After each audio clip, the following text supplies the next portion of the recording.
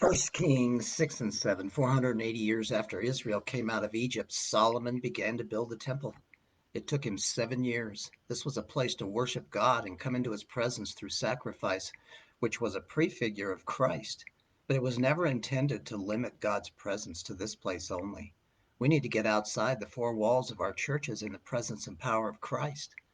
Solomon took almost twice as long to build his own house and built a separate house for his wife, Pharaoh's daughter. Another, Hiram, was brought from Tyre to oversee the intricate work.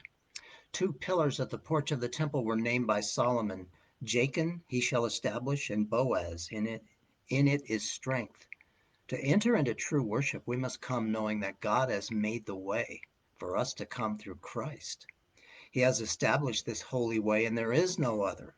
And we are made strong in our weakness as we come to the Lord, relying on and depending on Christ's strength within us. Worship is intimacy with the person of Christ. The temple multiplied what the tabernacle had: 10 lavers instead of one, 10 lampstands instead of one, 10 tables for showbread instead of one. Indeed, ornate and multiplied furnishings in a worship setting can stimulate. But the key to worship is to keep the simplicity of Christ. It's not the place, it's the person. You could be worshiping God right now, right where you are. You can worship him throughout the day.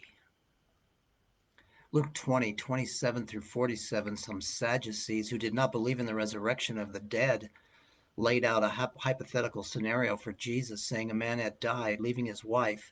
His 7 brothers all married her. Then they asked whose wife she would be in the resurrection, thinking they had pointed out the absurdity of the resurrection. Jesus said those who are resurrected aren't married in the new order of things. He went on to say that Moses wrote that God had spoken to him, saying, I am the Lord, the God of Abraham and the God of Isaac and the God of Jacob. Jesus said, now he is not the God of the dead, but of the living, for all live to him.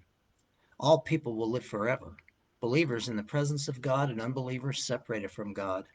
Jesus went on to ask how the Messiah could be both David's son and Lord. Of course, Jesus came out of eternity as God to be born as the God-man in David's line as Messiah, and that's how he is both. Jesus next warned of religious leaders who make religion about them instead of about him. He said they would be held even more accountable and would receive greater condemnation. This reminds me of the scripture in James that says, not many should be teachers, as teachers will incur a stricter judgment. If we are teachers, may we be pointing people to Jesus Christ.